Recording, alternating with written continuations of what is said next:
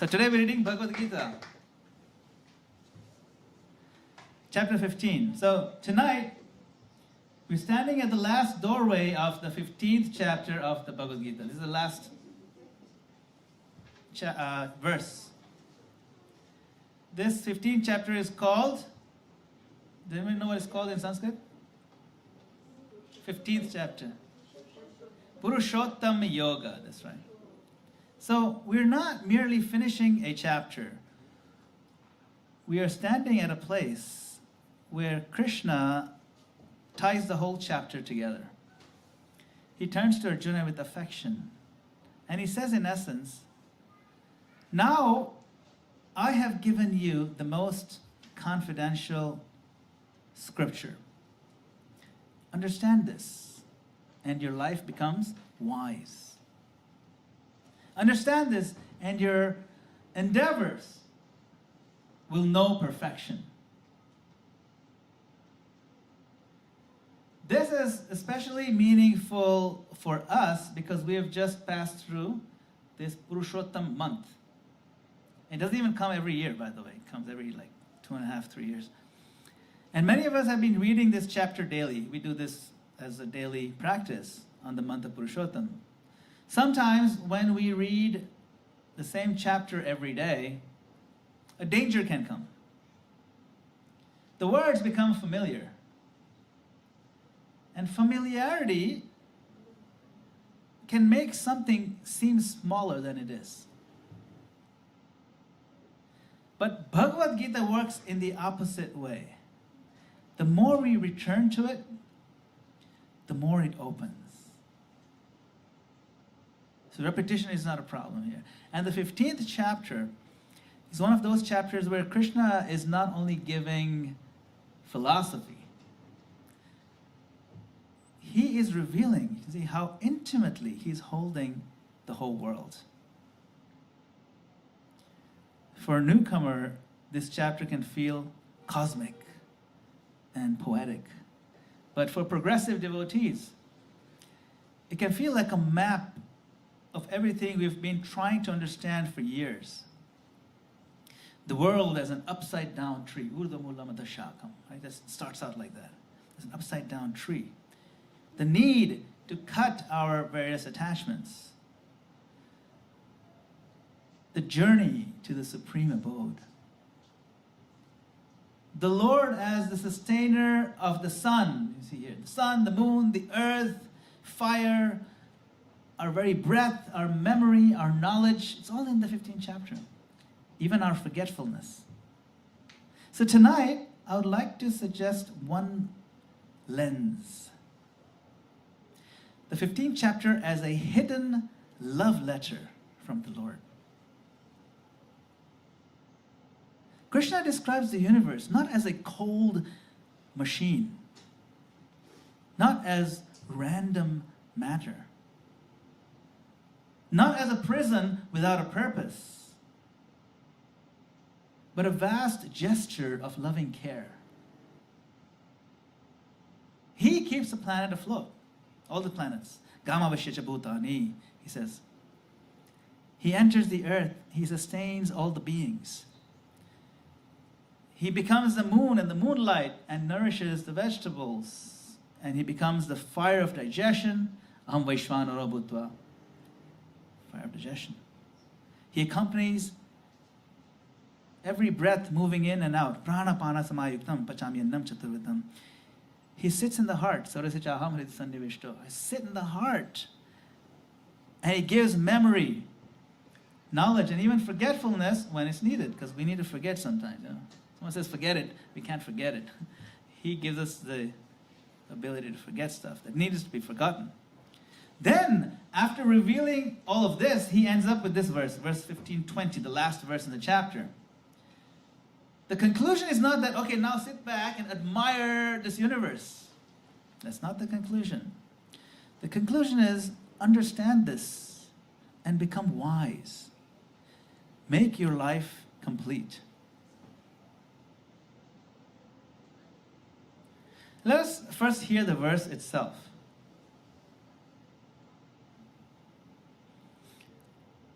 You can repeat after, I don't know, actually, you know what, I'll just, see if you can repeat after me, okay? I haven't put it up there.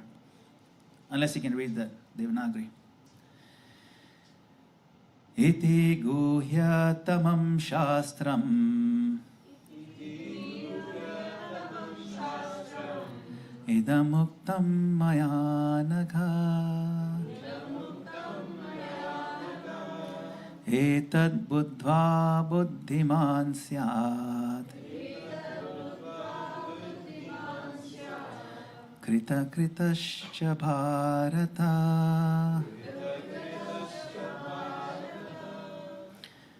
So the translation is like this. This is the most confidential part of the Vedic scriptures, O sinless one.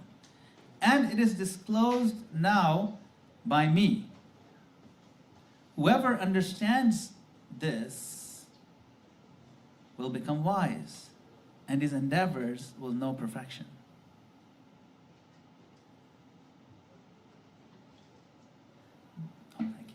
The phrase that should stop us is guhyatamam. It's not just confidential, not even more confidential. It says the most confident. Guhyatamam. Guhya means confidential. Guhyatamam is the most confidential, the topmost. The most confidential. Krishna says, this is the substance of all revealed scriptures. This means that this chapter is not a side topic.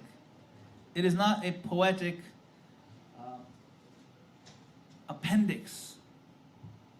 This chapter is distilled essence. But what makes it confidential? It's not confidential because it is hidden by secrecy. You know, sometimes it says, you have an envelope that says most confidential and you can't open it. It's not like that. It's an open secret. The Gita is spoken openly on a battlefield, but it still says most confidential, right? This verse is printed in books and distributed by our great devotees all over the world in 85 languages. It's nothing secret. It's available. It's open source. Anyone can read it. The confidentiality that is that it's only a special heart, only a softened heart can actually receive what's being said. It's almost like there's a password on it. And to open, the passkey is a soft heart. If your heart is not soft, the password won't open. That's what makes it confidential. A person may read that Krishna is the source of the Vedas, the knower of the Vedas, the compiler of the Vedanta, right? Which verse is that? Sarvasya chaham hridi sannivishto mattasmitir jnanapohanam cha vedesha sarve ahme vedyo. Thank you. Yeah, she knows everything. Yeah. She's always prompting me. Vedanta krit veda videva chaham. Thank you.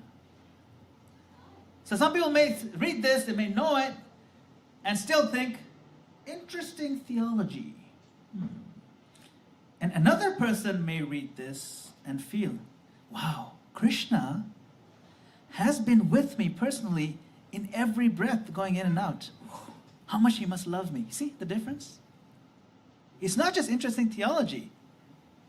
Every breath, every meal, every memory, every chance to serve, every correction, every rescue. The same words enter different hearts differently, has different impact. Because the softened heart will see how much Krishna is embracing. It's not just dry philosophy, this is God. You see the intimate embrace of the Lord at a cosmic level of the universe and at the molecular level of your digestion and a subtle level of your thoughts and memories. Wow. That is why Krishna addresses Arjuna as Anagha. Here he calls Arjuna Maya Anagha. Anagha means, O sinless one. O sinless one. Arjuna is not called sinless because he has never had confusion. He has been confused through the whole Gita, right? You can in the beginning ask a question. He's confused. The first chapter is called the confusion yoga of Arjuna. Arjuna Vishadi Yoga. He's confused. But his confusion is honest. It is surrendered. and is placed with a soft heart before Krishna. That's why he's qualified to understand the meaning of it. He's not hiding from the Lord. He's not trying to dominate the Lord. He's willing to be instructed by the Lord. This is important for newcomers and progressive devotees alike. The Gita does not demand that we begin with perfect purity. That's not a demand. But it asks us to begin with sincerity. Sincerity means if we bring our real self before Krishna, that sincerity gradually becomes purity. Your mind becomes pure, your desires become pure. So Krishna begins this chapter with a startling image, this image. An ashwatha tree. Urdhamulam adashakam ashwatham prahuravyayam. And ashwatha means a banyan tree, with its roots above and branches below, like upside down tree. The world is upside down. This world we are in is upside down because its origin is above. And so it's a reflection. The origin is in the supreme God, right? It comes from God.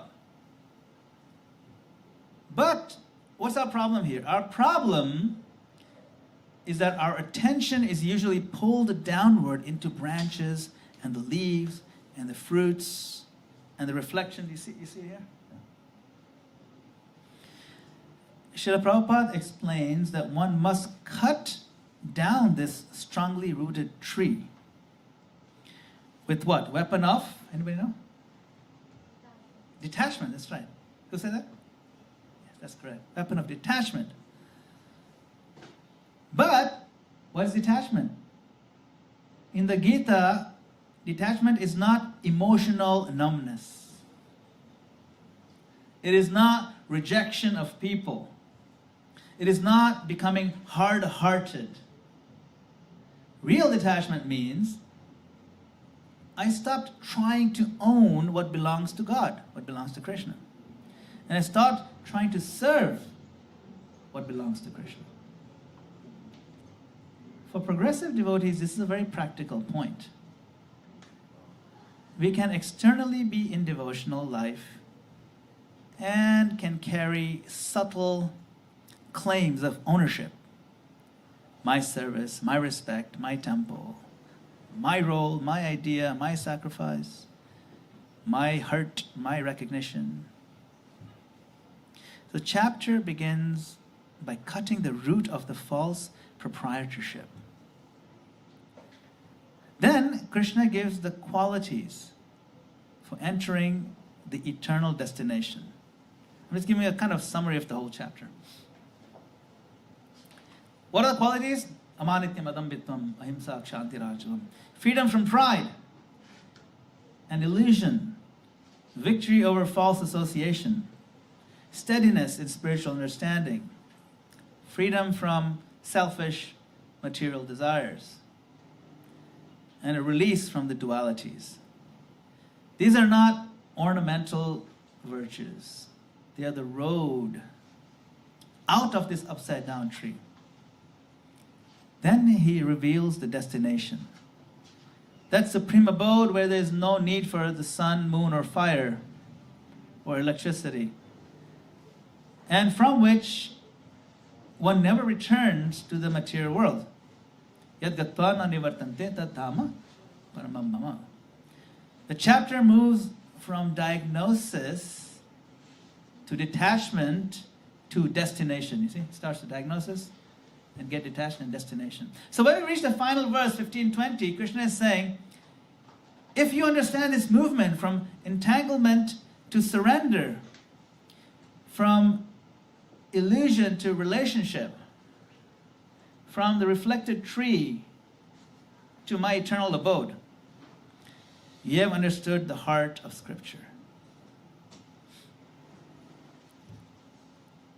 Now we come to the love letter hidden inside the cosmology. Krishna says in this chapter, The living entities are his eternal fragmental parts. Mamevamsho jivaloke. These are all classic verses in this chapter. Then he describes how the conditioned soul struggles with the mind and the senses. Manashasthani indriyani, prakritisthani, karshati. Karshati means the struggle. But he does not abandon the struggling soul. You see the picture here. He describes how we're struggling, but he surrounds us. He surrounds the soul with help. He says, how does he help? He says he enters the planets, Gama Vishita Bhutani. He holds them in orbit. The world beneath our feet is not self-sustaining in the real sense. It's being carried by the Lord. Then he says he becomes the moon, and the moon rays come and nourishes all the vegetables. Chaushadi sarva. Soma bhutva. Soma means moon. Yeah.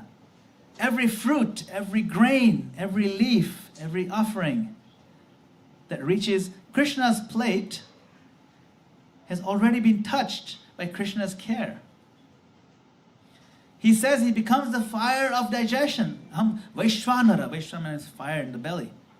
See, the guy is fire. Yeah. Fire of digestion. Digesting all four kinds of food. The one you drink, the one you chew, etc. Yeah, Jataragni. Then he's joined with the pranapan. Pranapan means incoming and outgoing breath, airs. This means that, digesting four kinds of food. This means that even after we place prasadam in the mouth, we are dependent on Krishna to transform it into life and strength. We are dependent on him at every step of the way. Then he says, he's seated in everyone's heart. And from him come memory, knowledge, and forgetfulness. This is deeply personal. Memory is not just a brain event. Knowledge is not just academic achievement. And forgetfulness is not always failure. Sometimes forgetting something is a mercy, isn't it? Because if we remembered everything with full force, we could not function. We all have had serious traumas, right? If you've not had anything serious in your life, raise your hand. We have stuff that we all want to forget, isn't it? In it. I'm learning the language. In it.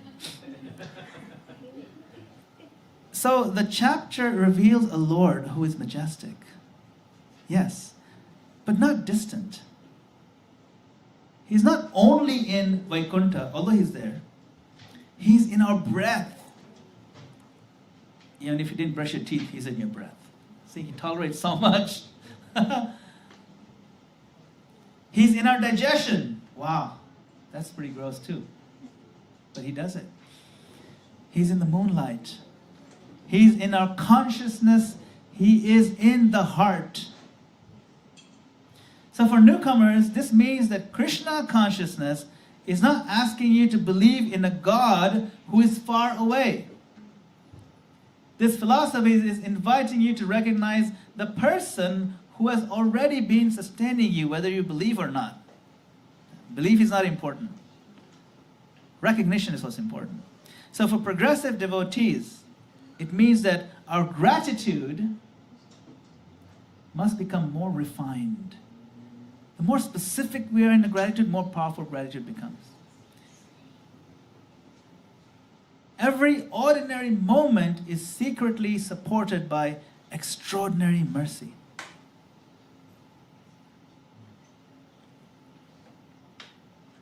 That's the moon. That's the vegetables. That's Krishna. The verse says, Etad buddhva buddhiman. By understanding this. But what is understanding? In spiritual life, understanding is more than just remembering information. A person can memorize Sanskrit, explain the categories, describe the inverted tree, and still not be transformed in the heart. To understand the Gita, to understand in the Gita means to see reality in a way that changes how we live. If I understand Krishna as the maintainer, then my anxiety changes. Things that used to stress us out before don't stress us out anymore. Krishna is sustaining. All this time He's fed me. It's okay. Stuff happens. Sometimes, we lose a job or business fails. Stuff happens. It's okay.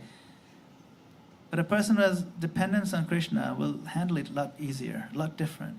You get very resilient. If I understand Krishna as the fire of digestion, my eating changes.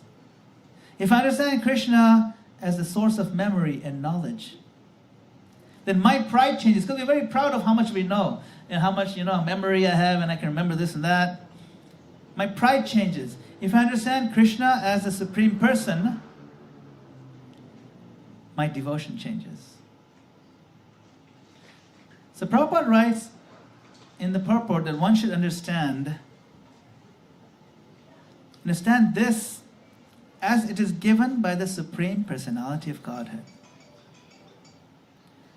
As it is. On the book it says, as it is very important. We do not shrink Krishna to fit our preferences. We do not make the chapter merely symbolic. We do not turn the Supreme Person into an impersonal force or just an energy. No, Krishna is a person. He's speaking as the Lord, the friend. If a kid says, this light is my friend, no. How's light your friend? No. Friend is a person. The Lord as the friend, the maintainer, the ultimate object of service. Then Srila Prabhupada gives the practical result. By understanding this philosophy of the Supreme Personality of Godhead and engaging in His transcendental service, everyone can become freed from contamination by the modes of material nature.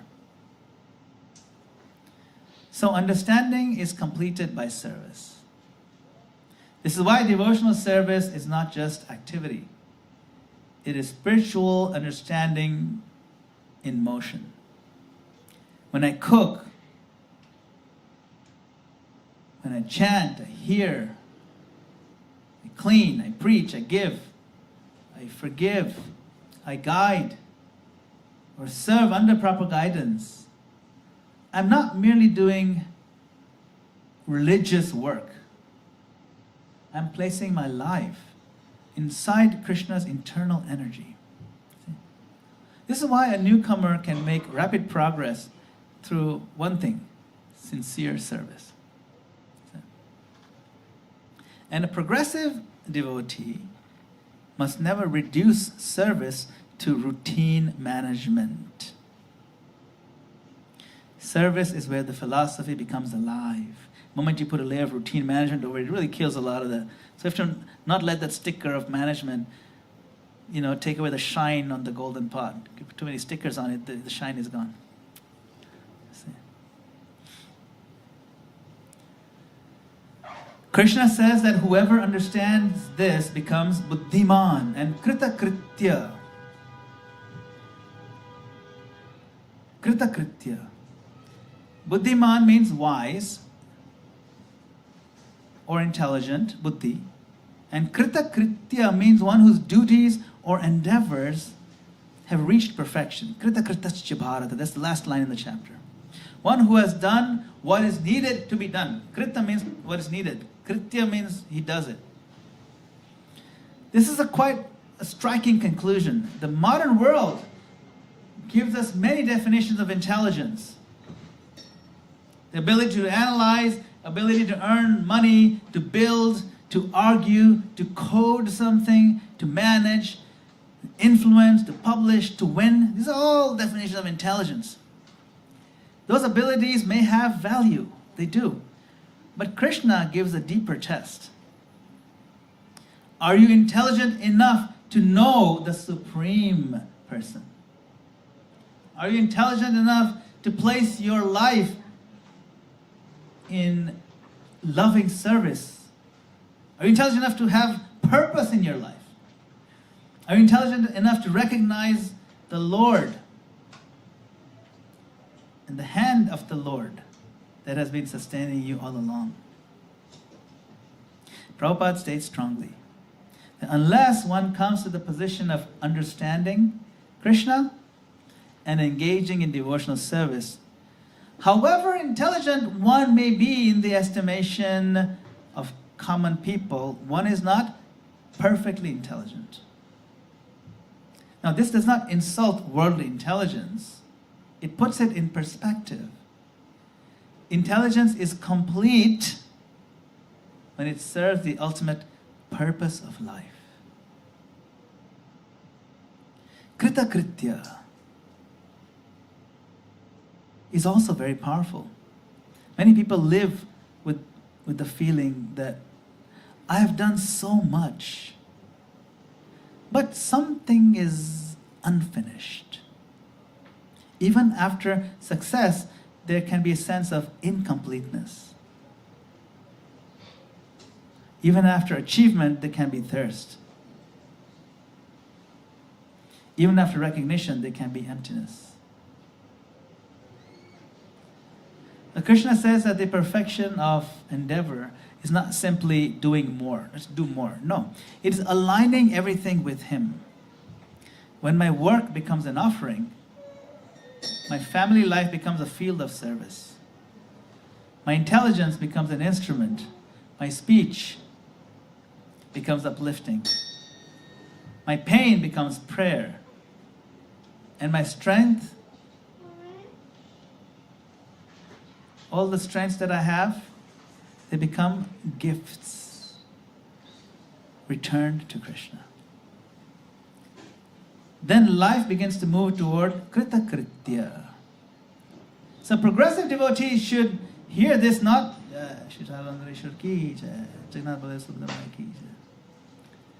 should not hear this as a slogan, but as a mirror. Are my endeavors becoming more Krishna-centered, not just more sophisticated? Newcomers should hear this as hope. The perfection of life is not reserved for a few religious specialists who have so much time to do all this religious stuff. No, it opens wherever sincere hearts open, wherever sincere service begins in a little way.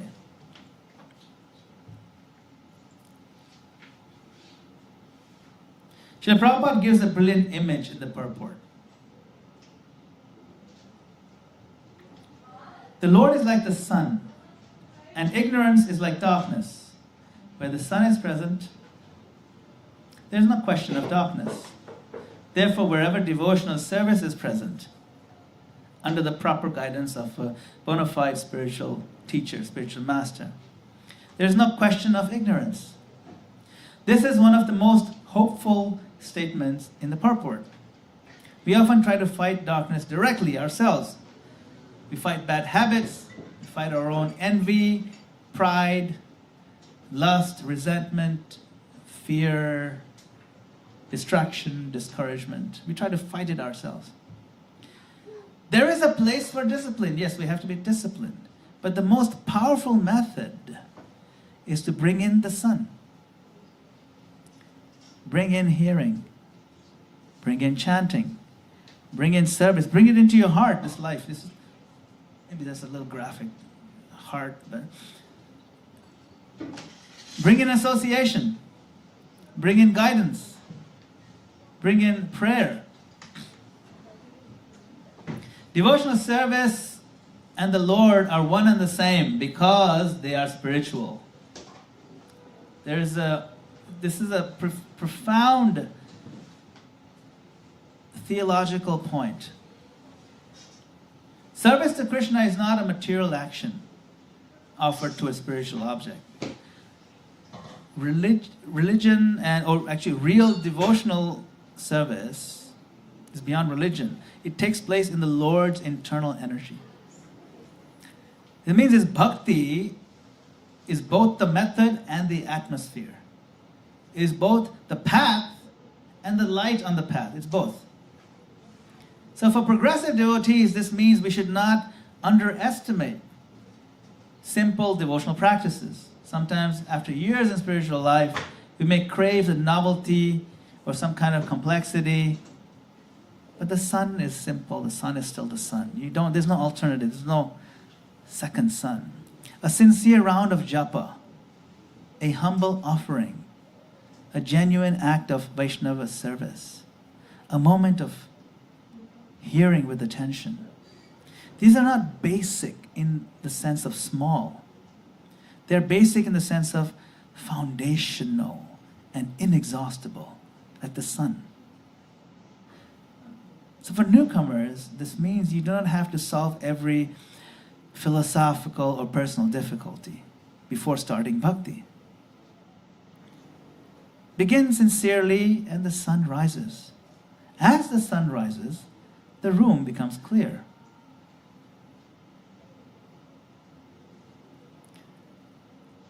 The purport then turns to anagha. We say the word anagha mayanaga, O sinless one. Prabhupada says that unless one is freed from sinful reaction, it is very difficult to understand Krishna. It's very hard to understand Krishna when we've pumped our body with toxic drugs and things like that. We can't understand anything. What to speak of Krishna? But then he gives the mercy. Devotional service is so pure and potent, it can flush out all those toxins, the effect of the toxins. It's so pure and potent that once one is engaged in bhakti, in devotional service, one automatically comes naturally, inevitably to the stage of sinlessness, anagha. This understanding protects us from two mistakes. The first mistake is cheapness. Cheapness means, it doesn't matter how I live because bhakti will purify me anyway. That's not devotion.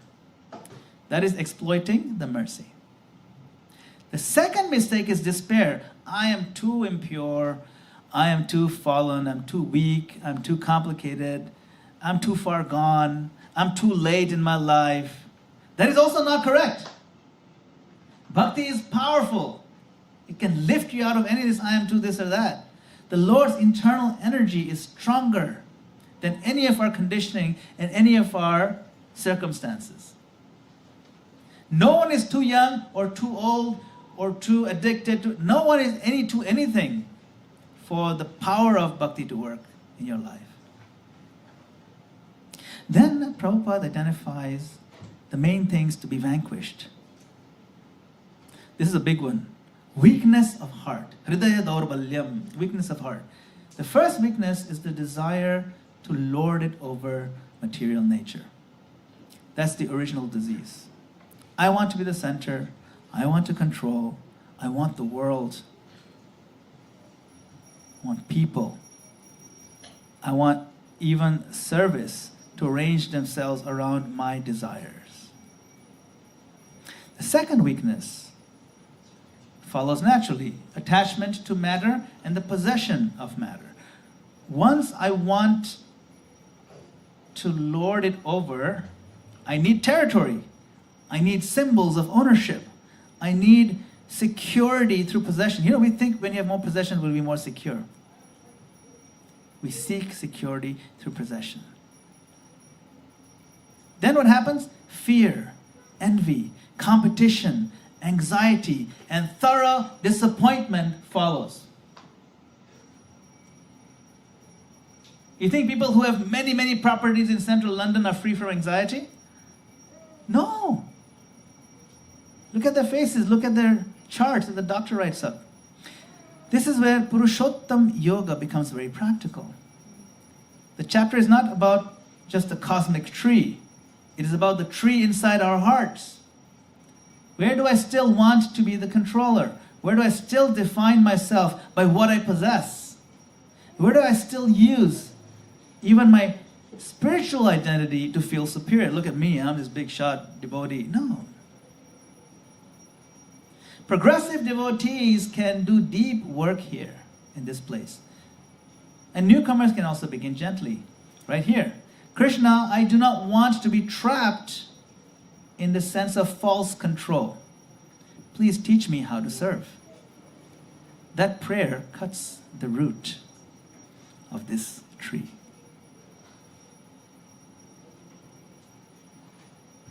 Hey, look at that, that's us. Now let us bring this to London City Temple, to a room that may include devotees who have practiced for many years, and guests who may be hearing these ideas in a fresh way. The conclusion of this chapter is not meant to create a spiritual elite. It's meant to open a doorway. For progressive devotees, the question is this: have I allowed this chapter to make me softer, wiser, more grateful, more surrendered? It is possible to know this whole chapter by heart and still be hard-hearted. It's possible to teach the chapter and still be controlling. It's possible to read daily and still miss the love letter that Krishna has so beautifully written. He's telling Arjuna, I love you so much. Look, I'm the real father. Where's my Father's Day card? I actually got a Father's Day card today. That's the young chap here.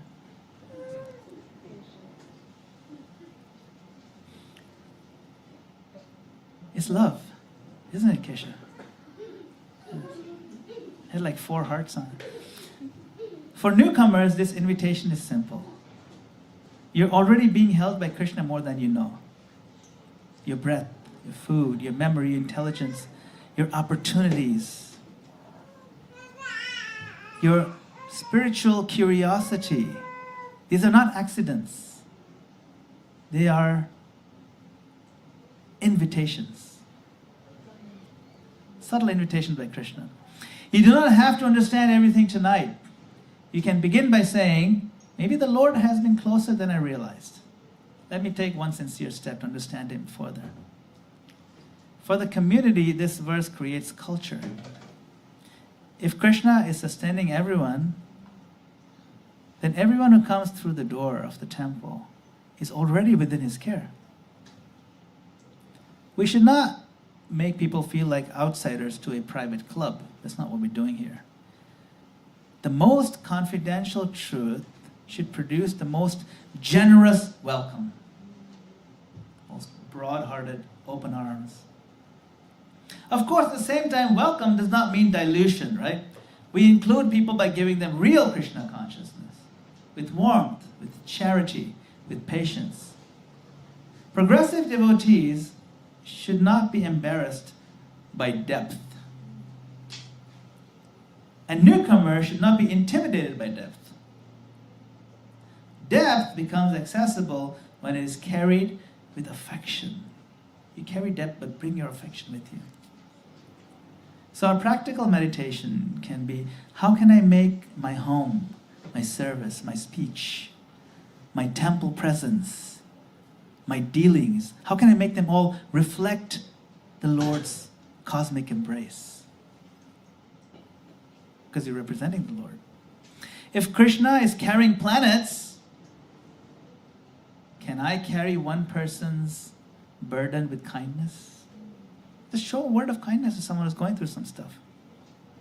If Krishna nourishes all beings through the moonlight, can I nourish one person with a little bit of encouragement? Like genuine care.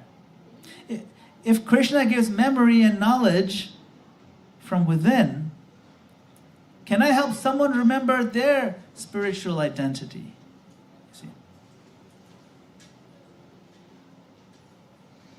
So let's return to this verse one final time. Krishna says, this is the most confidential part of the Vedic scriptures. O Sinless One. And it is disclosed now by me. Whoever understands this will become wise, and his endeavors will know perfection. So the 15th chapter begins with the upside-down tree of material existence. It ends with the Supreme Person inviting us to become complete. Between those 2 points, Krishna reveals the whole drama of life. We are his eternal parts. We are struggling with the mind and the senses. We must cut a false attachment. We must seek the supreme abode. We must recognize the Lord who has never stopped sustaining us. Every bite you take next time, remember the digestion is Krishna. The food came from Krishna's energy. The world is not ultimately a meaningless accident. It is also not our property. It is Krishna's energy, Krishna's arrangement, and Krishna's invitation. The moonlight on food, the fire in our digestion, the breath entering and leaving, the memory that returns at the right time, the knowledge that appears after you pray, the forgetfulness that softens the pain, the scripture that speaks, the guru who guides, the devotee who encourages, the holy name that saves us again and again. All of this is the Lord's care reaching toward us. And what does he ask for in return? Not that we become cosmic controllers, not that we become proud of our philosophy, proud philosophers, not that we become religious performance artists. He asks that we understand him as he is and engage in his transcendental service. That is the perfection of intelligence. You can do it at home every day. Just chant Hare Krishna, Krishna Krishna, Hare Hare, Hare Rama, Rama Rama, Hare. Just meditate on the Lord. That is the perfection of our intelligence. That is the perfection of all endeavor. That is Krita Kritya, to know. What is that? To know what? My life has found its purpose. I found its purpose because it has become connected to the Supreme Person. So after Purushottam month that ended just last Sunday, after reading this chapter daily, let us not close the book as if the month is over. Let's allow the chapter to continue reading us. Let it ask us, let the Gita ask us, where are you still upside down? What are you still trying to possess? Where is the Lord already caring for you? What service is waiting to become your offering? So may Bhagavan Sri Krishna, Purushottam, the Supreme Person, who holds the planets, who nourishes the crops, who digests our foods, who breathes with us, who remembers us from within the heart, and who calls us back through the scripture. May he make us truly buddhiman and kritakritya. May he make progressive devotees deeper and gentler, and newcomers welcomed and inspired. And this temple, a place where the most confidential truth is felt as the most generous embrace. Hare Krishna. Srila Prabhupada ki. So thank you all very much for your kind attention and your valuable time. I hope this was helpful as a recap of the chapter. If anyone has any comments or questions, I believe we have a few minutes. Yes, Hare Krishna. Yes. So in Bhagavad Gita, it say that... Oh, we have a microphone, sir. Thank you. Hello. Yeah, Hare Krishna. I want to ask that in Bhagavad Gita, as it is mentioned that Krishna is the fire of digestion. So is it like he himself, or it's his divine miracle inside us? And as it is mentioned, like he's the fire of digestion.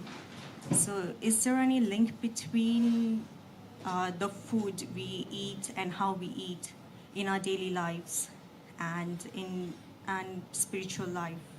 So what's the deeper significance? Yes, thank you. It's a great question. Wonderful question. Thank you. So yes, Krishna is the... I'll come with you next, okay? Krishna is the fire of digestion, not that. Of course, it's his energies at work there, but when he says, I am the fire, means he is personally arranging for that to happen at a very intimate level, like he enters there. He's literally, yeah, he's himself there, yes. Yeah. Like he says, I'm the taste of water. Somewhere else, Asoham apshukante, prabhasmi, shashi surya yo. So he says, I am this, I am that, and he literally is. Once somebody asked Prabhupada, have you seen God? And Prabhupada said, yes, I've seen God. But you have seen God too. Have you tasted water? Yes. Well, then you've tasted Krishna. The only difference between you and me is that you didn't recognize, I recognize. So everyone sees. You understand the point? That's why when you read Gita, we don't taste water differently, but we recognize now the taste of water is Krishna. Recognition changes. Perspective changes. And when perspective changes, everything changes. That's what the Gita does. Right? Now you'd also mentioned, is there a connection between our food that we eat and the spiritual, right? Something like that? Spiritual life, yes, of course. Of course. Everything that we intake, you will notice Krishna talks about the subject of the three modes quite extensively. If you're familiar with Bhagavad Gita, the three modes of nature are sattva, rajas, and tamas. The mode of goodness, mode of passion, mode of ignorance. And what the three modes do is that they condition us to act in a certain way. So if I'm predominantly in the mode of ignorance, then I tend to just mostly sleep or do destructive things or damaging things. I don't make much sense. I tend to drown myself in intoxicants. There's a mode of ignorance. You see? So, mode of goodness means a lot of clarity, purity, cleanliness, freshness. So, the food that we eat also comes in three modes. So foods that are in the mode of goodness are fresh, they're vegetarian, they're cleanly made, they extend your bodily life, longevity, they give you clarity of thought and so on. Krishna describes them. So spiritual life can only progress when you have shifted your life predominantly toward the mode of goodness. Why? Because mode of goodness is the platform by which understanding and knowledge can take place. And when we have understanding and knowledge, then we'll know what to do, what not to do with better clarity, and we'll have better perspective. That's why whatever goes into us, not just the food, but even things like what we read, what we watch on TV, all that affects us. It's true. We don't want children to watch certain things. We don't watch certain things because we know it's going to affect us in a certain way. So similarly, the food we eat, what we read, what we talk about, what we watch on TV, what we listen to, what kind of friendships, these are all ahar, means what goes in. So food is a big part of it. So you can't say, I can eat anything and still make spiritual progress. It's like saying, I'm a scientist, I'm looking at microscopic stuff under the microscope, but it doesn't matter if the microscope is dirty, I throw mud on it. No. If you throw mud on it, it's not going to work. Similarly, we want to have clarity to see what is what when we throw mud, in the sense that when we lower our consciousness to the lower modes, it's like throwing mud on the microscope. It's not about morality or I'm better than you. It's about science. It's about clarity. It's about making sure the mirror is clean, the lenses are clean, so you can see what's going on. That's why what we eat, how we eat, when we eat. Some people take intoxicants that really affects our performance. You get a big ticket if you're driving drunk, big time. Take your license away. Why? It's dangerous. But why? What's wrong with drinking? Well, fine, but it's impairing your judgment. And it's illegal to drive because your judgment is impaired. Why would you do anything that impairs judgment to begin with? You see, that sort of stuff. So it's very scientific. It's not a moralistic thing. Oh, look at you eating all these bad things. No. I'm better than you. It's not about that at all. It's about being able to see what is what. That's why the modes are dealt with. And if you really invest your time in cultivating mode of goodness, then the clarity becomes very prominent in your life. And you'll be able to process things much better. You understand the context, the framework of that Krishna has given in the Gita, all the scriptures. That's why it's directly connected. Yeah. Thank you. Hare Krishna. I did want to, by the way, so how many people do Hare Krishna japa, meditation, every day? So I did want to share, this is a pretty old book. It's a really nice book. It's called Japa Reform Notebook. It's written by His Holiness Satsuradas Goswami Maharaj. And he's my spiritual master. He's one of ISKCON's most senior devotees. He is still teaching and writing prolifically, especially writing. He's written more than 300 books, around 350 books, published ones. I just have a couple of titles here. But, so this book is about japa reform. He wrote this in the early 80s, way back before it was even a thing that you can reform your japa. And it is very thorough. A master class in how to improve your meditation when you do japa. Then later on in the 90s, he wrote this book, Begging for the Nectar of the Holy Name, where he's now taken the stance of a student who's begging, Krishna, please let me get closer. Let me really be your servant. But it's all centered around how to improve our attitude and our approach to the holy name and japa. Japa is the foundational bedrock of our spiritual practice. So if you're interested in these titles, and there's some other very good ones as well. From imperfection, purity will come about. This is, if you understand what it means to be surrendered, this book is great. It's on Bhakti Vinod Thakur's Sharanagati. Then prayer, it's a handbook on prayer. Vandanam means prayer. You know, we all want to pray, but what to pray for, what not to pray for, how to pray. Good stuff. And then reading reform, if you're reading, how to read also. Not just letters, but how to change your perspective and reading with depth, with connection. These are great books. And then this one, Vaishnava Compassion, how to be more compassionate in tradition of Lord Chaitanya's Vaishnavism and compassion. So these books are available. This is Damodarati Mataji. She has a few copies of these. If you're interested, please see her. These are very hard to find, by the way. And as soon as they get printed, they get sold. So we have a few. So if you're into these topics, definitely grab them. They're quite inexpensive. But I think I found these very useful. I've read these throughout my life, practicing this, and it's helped me also think things through and helped me put my classes together. It's helped me, reading Guru Maharaj's books has really helped me with the right perspective on how to explain things in simple, plain English language. That's how he does. The books are simple, plain English, but they're powerful words. So if you're interested, please see Damodar Rati Mataji. Hare Krishna. This Keshav Hari had a question.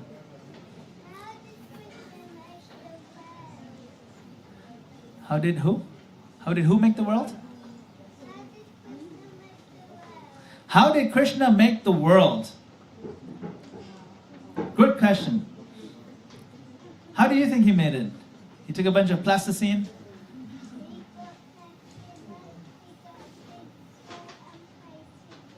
Yeah, basically that's right. He made a big ball and pasted it together. He says that actually in the 15th chapter, where Gama Vishyata Bhutani Dharayami Hamojasa. I'm holding up these planets and making them spin around each other. So first he makes the ball, right, the shape of the planets, and he likes that shape. You like ball? You like to play ball? A little bit soccer? So it's a good shape. It's a good shape. Like he didn't make them rugby shaped. He made them like proper soccer ball shape, right? They spin better that way. You know? So they spin like that. So he made them, he shaped them, and then he tossed them, but in such a way that they're spinning around each other at the perfect speed. And they have perfect temperatures. So some of them are hotter, like the sun is a really hot one. You know how hot it is on the surface of the sun? It's like 1,000,000 degrees. But it's a dry heat, so it's not that hot. You know? I mean, in the shade, it's not so bad.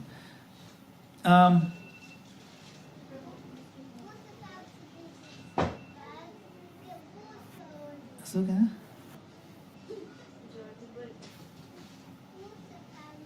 Yeah, so then water is there too, right, on the earth. And you take water and you make water fountains, right? Which type, the drinking ones or the ones in the park?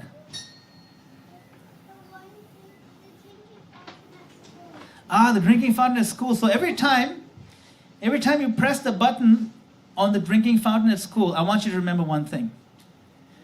Remember this one thing, okay? Every time you press do you ever drink from the water fountain in the school? Do you ever drink it? Do you like the taste of the water? Sometimes. It's okay, right? Krishna says, I am the taste of water. So every time you press that button, remember Krishna says, I am the taste of water. Every single time. And then you drink the water. You remember Krishna. All right? Okay, you promise? Yes. Okay. Srila Prabhupada ki jai. Haribol.